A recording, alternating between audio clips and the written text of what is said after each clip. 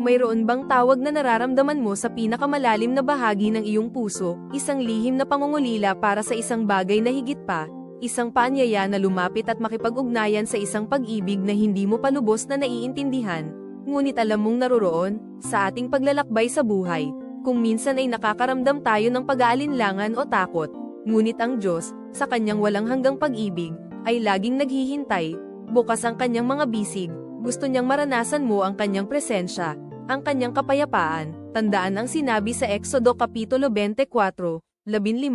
umakyat si Moises sa bundok, at kinubkob ito ng ulap.